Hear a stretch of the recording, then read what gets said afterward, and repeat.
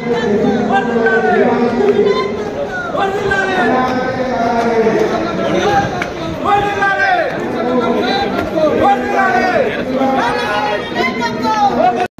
ఆర్థిక శాఖ మంత్రులు సిద్దిపేట శాసనసభ్యులు హరీష్ రావు గారు వారి సందేశం ఇవ్వాల్సిందిగా విజ్ఞప్తి చేస్తారు.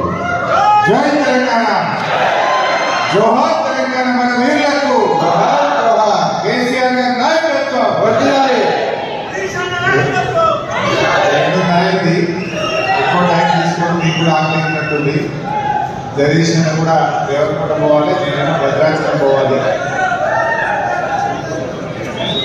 గౌరవనీయులు పెద్దలు జిల్లా పార్టీ అధ్యక్షులు రామకృష్ణారెడ్డి గారు, గౌరవనీయులు మాజీ మంత్రివర్యులు మిత్రులు శాసనసభ్యులు జగదీష్ రెడ్డి గారు, గౌరవ మాజీ శాసనసభ్యులు, నిజంగా మీరే కాదు మేము కూడా ఎప్పుడు భువనగిరి ఓడిపోతుందని అనుకోలేదు. బట్ ఓటమి చెందిన మీ అందరి ఆదర అభిమానాలను చూడగొన్నటువంటి పైల శేఖర్ రెడ్డి గారు, గౌరవ జడ్పీ చైర్మన్ సోదరుడు సందీప్ రెడ్డి గారు, గౌరవనీయులు మిత్రులు జిట్టా బాలకృష్ణారెడ్డి గారు, గౌరవనీయులు సీనియర్ నాయకులు వెంకటేశ్వర రెడ్డి గారు, గౌరవనీయులు పెద్దలు అమరేందర్ గౌడ్ గారు, మరి అదేవిధంగా మా గాది నరేందర్ రెడ్డి గారు, మా ఉద్యమకారుడు కొల్పుల అమరేందర్ గారు, అదేవిధంగా పద్మమ్మ గారు, మరి చాలా మంది ఉన్నారు, రాజవర్ధన్ రెడ్డి గారు, రమేష్ గౌడ్ గారు, వేదిక మీద ఉన్న ఉద్యమకారులకు, పార్టీ సీనియర్ నాయకులకు, ఇంత పెద్ద ఎత్తున భువనగిరి నియోజకవర్గ సమావేశానికి వచ్చిన మా బీఆర్ఎస్ కుటుంబ సభ్యులు, జర్నలిస్ట్ సోదరులందరికీ పేరు పేరున నమస్కారం తెలియజేస్తాను. నిజంగా మీ అందరినీ చూస్తూ ఉంటే ఒక నియోజకవర్గంలో ఓడిపోయిన తర్వాత 2 నెలలు నిండకముందే మీటింగ్ పెడితే దాదాపు 4 గంటల నుంచి నిలబడే ఉన్నారు కుర్చీలు జారకపోతే. అంటే that shows the strength of our party. మా కార్యకర్తలు ఎంత పట్టుదలగా ఉన్నారని చెప్పి చూస్తాం. ఇది వేల మంది మీరు ఇంత పెద్ద ఎత్తున వచ్చిందంటే మీ పట్టుదల కనబడతా ఉంది. సరే, దురదృష్టం భువనగిరి ఓటమి కానీ మన బీఆర్ఎస్ పార్టీ ఓటమి కానీ జరిగింది. దాని గురించి మనం బాధపడి మాట్లాడుకున్న దానికంటే భవిష్యత్తు కోసం ఆలోచించాల్సిన అవసరం. నిజానికి ఓటమి అనేది శాశ్వతం కాదు. ఓటమి గెలుపుకు నాంది. ఇది ఒక స్పీడ్ బ్రేకర్ లాంటిది. బండి జర స్లో అయితే స్పీడ్ బ్రేకర్ వస్తుంది, దాటగానే పికప్ అనుకుంటుందా లేదా? తప్పకుండా మనమే అనుకుంటాం. ఇప్పటికే ఇలా కాంగ్రెస్ పార్టీ నాయకులు వాళ్ళ మాటలను ప్రజలు గమనిస్తూ ఉన్నారు. ఆనాడు ప్రచారంలో అబద్ధాలు, నేడు పాలనలో అసహనం కనబడతా ఉన్నారు. ఏమైంది మొన్న మా సందీప్ రెడ్డి గారు ఏమడిగారు? రైతు బంధు ఇంకా పడలేదు, నాట్లు అయిపోయినాయి, ఎరువు బస్తాలకు కూడా డబ్బులు అందే పరిస్థితి లేదు, ఇంకా రైతు బంధు ఎప్పుడు ఇస్తారు అని జడ్పీ చైర్మన్ గా సందీప్ రెడ్డి గారు ఒక బాధ్యతాయుతమైన పదవిలో ఉంటాయి. ఏం మాట్లాడారు? ఇవాళ ఆయన మాటలు ఎవరైనా హర్షిస్తారా? పోలీసులు పెట్టి సందీప్ రెడ్డి గారిని పంపించాల్సిన పరిస్థితి. అంటే అహంకారం, అధికారం అనేటువంటి అహంకారం మనలో కనబడతాం. ఏం మాట్లాడారు వెంకటరెడ్డి గారు? బీఆర్ఎస్ పార్టీ 39 ముక్కలైందంటే రైతు బంధు అని చెప్పుతో కొట్టమంటాడు. రైతు బంధు ఎప్పుడు వేస్తారంటే సందీప్ రెడ్డి గారిని జడ్పీ చైర్మన్ కూడా చూడకుండా పోలీసులను పెట్టి బయటకు పంపించే ప్రయత్నం చేస్తారు. అంటే అహంకారం కనబడతాం. ఈ అహంకారాన్ని ప్రజలు ఎప్పుడు కూడా సహించారు. తప్పకుండా ప్రజలు వారికి తగిన గుణపాఠం చెప్తారు. నిజంగా అసలు వెంకటరెడ్డి గారికి ఇవాళ ఈ జిల్లా మీద ప్రేమ ఉంటే ఆయన కేఆర్ఎంకి ఇలా ప్రాజెక్టు అప్పగించడానికి స్పందించారు. ఇలా ఏమైంది? ప్రాజెక్టులన్నీ కూడా కేఆర్ఎంకి అప్పచెప్తే ఏమైంది? రేపు నల్లగొండ జిల్లాకు త్రాగునీరు రాదు, నల్లగొండ జిల్లాకు సాగునీరు జలవిద్యుత్ ఉత్పత్తి జరగకపోతే సాగకు నీళ్ళు వస్తాయా? సాగర్కి నీళ్లు రాకపోతే నీ ఏ పార్టీ ప్రాజెక్ట్ నడుస్తారా? నీ సాగర్ ఎడమకాలు నీళ్లు వస్తాయా? రేపు మనకి తాగునీరు దొరుకుతుందా? అసలు దాని మీద స్పందిస్తలేదు. 2021లో నిర్ణయం తీసుకున్నా బీఆర్ఎస్ ప్రభుత్వం నాడు కేఆర్ఎంబీ ప్రాజెక్టులు అప్పచెప్పలేదు. కానీ మీరు పైకేమో మేము అప్పచెప్పమన్నారు, లోపలేమో సంతకాలు పెట్టేస్తున్నారు. ఇలా నిన్న కేఆర్ఎంబీ ప్రాజెక్టులు అప్పచెప్పిందంటే ఇది నల్లగొండ జిల్లా ప్రజలకు తీరని ద్రోహం జరుగుతారు.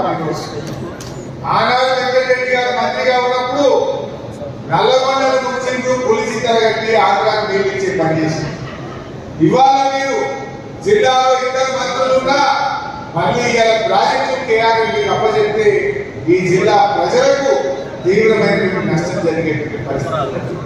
దాని మీద స్పందించండి, ప్రజల ప్రయోజనాలను కాపాడండి. అధికారం ఉంది కదా అని ఇలా పోలీసులను వాడుకొని మా కార్యకర్తలతో కేసులు పెట్టడము, మా ప్రజాప్రతినిధులను బెదిరించడము, మా పార్టీ నాయకులని పార్టీలో చేర్చుకోవడం దొంగతనం కాదు. ప్రజలు అన్ని విషయాలు కూడా గమనిస్తున్నారు. నాకన్నీ అబద్ధాలు కదా.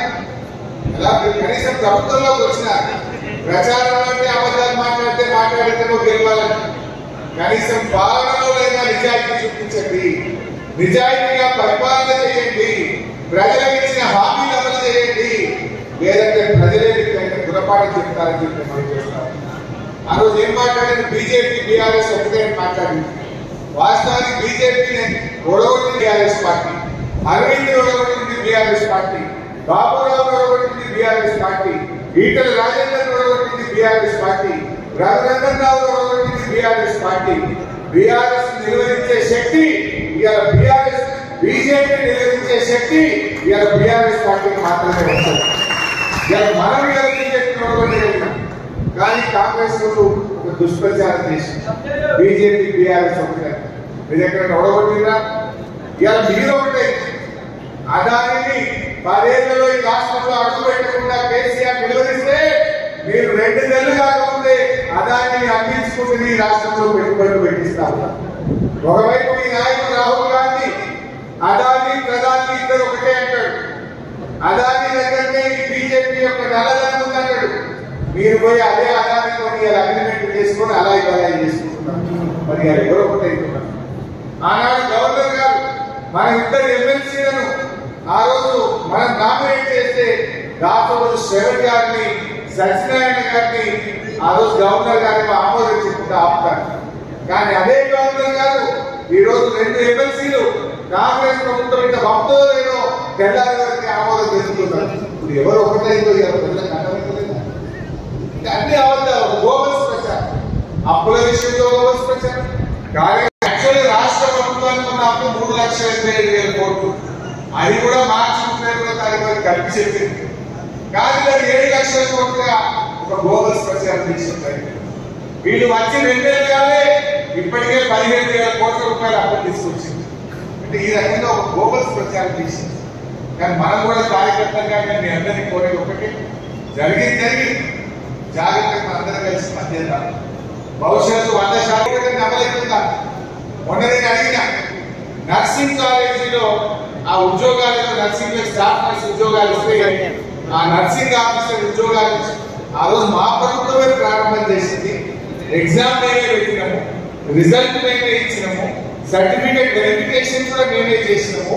మీరు కేవలం ఆర్డర్ కాపీ మాత్రమే నిర్మించారు. సంతోషం.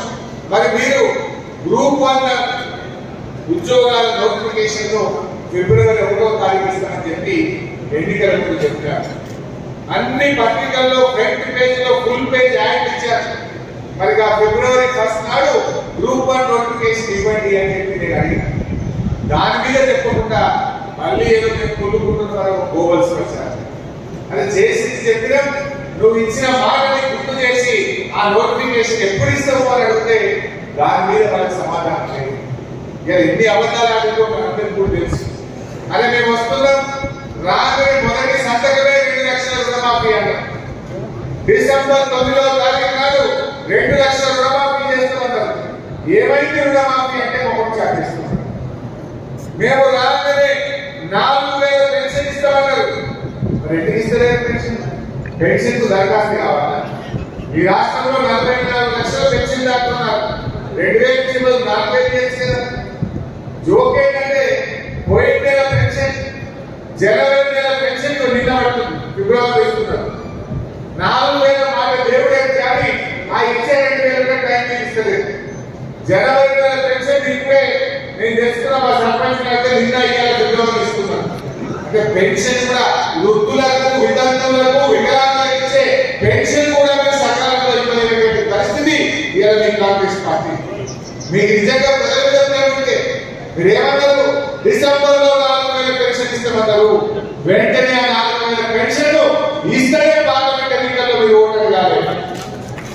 దయచేసి కార్యకర్తలు పెన్షన్ దాని దగ్గర చెప్పారు. 200 పెన్షన్ 10 పెంచి 2000 చేస్తామంటే మన కేసీఆర్ చేసి మీరు డిసెంబర్ లో 4000 చేస్తామని మాట తప్పింది. పార్లమెంట్ ఎన్నికల ముందు 4000 పెన్షన్ చేయకపోతే మనం కాంగ్రెస్ పార్టీ దగ్గర దురపడని చెప్పాలని చెప్పి మీ గ్రామాల్లో, మీ వార్డుల్లో ఉండేటువంటి పెన్షన్ దారులను అందరినీ కూడా ఎడ్యుకేట్ చేయాల్సిన అవసరం. రైతు బంధు అరే ఇప్పుడు వస్తే 10,000, మేము వస్తే 15,000 ఏమైనా 15,000 10,000. ఈ విషయాన్ని రైతుల్ని మనం చైతన్యపరచాలి. మీరు మాట తప్పిండ్రు, రుణమాఫీ విషయంలో మాట తప్పిండ్రు, రైతు బంధు విషయంలో మాట తప్పిండ్రు. వాళ్ళ మోటార్లు కాకుండా ట్రాన్స్ఫార్మర్లు కాదు సుఖమైతే ఎన్ని ఆలోచనలు కూడా చెప్తున్నారు. అన్నా మోటార్లు కాకుండా అన్నా వల్ల కాంగ్రెస్ వచ్చింది, ట్రాన్స్ఫార్మర్లు కాకుండా 24 గంటల కరెంట్ అన్నారు. సాయంత్రం 5:30 పోతే ఒక్కొక్క రోజు తెల్లారి వస్తుంది, ఒక్కొక్క నాడు రాత్రి 11 గంటలకు వస్తుంది. 12-14 గంటల కరెంట్ కూడా రైతులకు వస్తుంది. పొద్దున కూడా ఇవాళ 2 గంటల కరెంట్ తీసేస్తుంది. పొద్దున 6కి పోతుంది, 8-9 దాకా కూడా పొద్దున కూడా రైతులకు కరెంట్ విషయంలో మోసం, రైతు బంధు విషయంలో మోసం, రైతు రుణమాఫీ విషయంలో మోసం, ఇలా రైతులకు బోనస్ విషయంలో మోసం. ఏం చెప్పిన రోజు మేము రాగానే వడ్లకు బోనస్ ఇస్తాం, మీరు వడ్లు అమ్ముకోవద్దు అన్నారు. మరి వాళ్ళు వచ్చిండ్రు, బోనస్ మాత్రం రాలేదు. పోనీ యాసంగి పంట కన్నా బోనస్ మీద తక్షణమే నిర్ణయం తీసుకోవాలని చెప్పి కూడా నేను రైతుల పక్షాన ఈరోజు కాంగ్రెస్ పార్టీని డిమాండ్ చేస్తాం. ఈ రకంగా ఈ విషయాలన్నీ కూడా మీకు తెలుసు. ఆ 420 హామీల పేపర్లు మీ దగ్గర ఉన్నాయి. దయచేసి గ్రామాల్లో చర్చ పెట్టండి, తండాల్లో వెళ్ళి చర్చ పెట్టండి, దళిత వాడల్లో చర్చ పెట్టండి. ఇవాళ దళిత మంది ఏమైంది? మన ప్రభుత్వం ఇచ్చిన డబ్బులను కూడా బ్యాంకులకు చెప్పి ఫ్రీజ్ చేసినారు. దళిత బంధు డబ్బులు వాడుకోకుండా అకౌంట్ ఫ్రీజ్ చేసినారు. కలెక్టర్ల దగ్గర ఉన్న డబ్బులు కూడా శాంక్షన్ అయిన వాళ్ళకి ఇవ్వకుండా ఇలా అన్యాయం చేస్తూ ఉంటారు. దళిత బంధులో విషయంలో దళితులకు మోసం. అన్ని విషయాలు కూడా ప్రజలకు కొద్దిగా అర్థం అవడం స్టార్ట్ అయింది. మనకు కూడా కార్యకర్తలు మీరు కూడా అంటున్నారు, అయ్యో మేము కొద్దిగా కష్టపడి ఉంటే మా శేఖరంగా తెలుస్తుంటే మన కేసీఆర్ ముఖ్యమంత్రి అయితుంటే అని ప్రతి కార్యకర్తలు కూడా అనుకుంటా ఉంటారు. దయచేసి ఆ పట్టుదల చూపించండి. ఆ పట్టుదలతో రేపు పార్లమెంట్ ఎన్నికల్లో ఖచ్చితంగా భువనగిరి మీద గులాబీ జెండా ఇదే విధంగా మీరు గట్టిగా కూర్చోవాలి. జరగదు ఏముండదు. పోయినసారి గుర్తు తెచ్చుకోండి, అన్ని ఎమ్మెల్యేలు మనమే గెలిచినాం. ఎంపీ పోయిందా లేదా? ఎమ్మెల్యేలు అన్ని గెలిచినా పోయినసారి మనం ఎంపీ మిస్ అయ్యాం. ఇప్పుడు ఎమ్మెల్యేలు బాగా తెలుసు, ఖచ్చితంగా ఎంపీ మనం గెలుస్తాం. మీరు పట్టుబడి గెలిచి తీరుతాం. దానికి మీరు గట్టిగా ప్రయత్నం చేయండి. బీజేపీ కూడా వాళ్ళకి అక్షంత చేయొచ్చు, తప్పకుండా మనకు కూడా రాబోతుంది. మనం కాదే దేవుడిని తప్పకుండా మనందరం కూడా ఉంటాం. కానీ రాష్ట్రానికి ఏం చేసిందో చెప్పాలి. ఈ రాష్ట్రానికి వాళ్ళు ఇచ్చిన హామీలు ఏంటో చెప్పాలి. వాళ్ళు చేసింది ఏమైనా ఉన్నదంటే 7 మండలాలు చూస్తున్నారు, లోయర్స్ పవర్ ప్రాజెక్టు చూస్తున్నారు. ఇక కేఆర్కి మన ప్రాజెక్టులన్నీ కూడా వాళ్ళ పరిధిలోకి తీసుకొని మనకు అవకాశం లేకుండా చేస్తా ఉంటారు. చేసిందైతే ఏమి లేదు. అందువల్ల ఈ తెలంగాణకు శ్రీరామ రక్షణ బీఆర్ఎస్ పార్టీ. గల్లీలో ఏ గవర్నమెంట్ ఉన్నా, ఢిల్లీలో ఏ గవర్నమెంట్ ఉన్నా బీఆర్ఎస్ ఎంపీలు మాత్రమే తెలంగాణ ప్రయోజనాల కోసం పోరాడగలుగుతారు, తెలంగాణ కోసం గొంతు విప్పగలుగుతారు, తెలంగాణ కోసం పోరాటం చేయగలుగుతారు. కాంగ్రెస్ బీజేపీ వాళ్ళ పార్టీల కోసం మాట్లాడతారు. వాళ్ళ దేశంలో ఒకరైతే కానీ మన ఎంపీలు అచ్చంగా తెలంగాణ కోసం నిలబడ్డారు, తెలంగాణ హక్కుల కోసమే పోరాడతారు.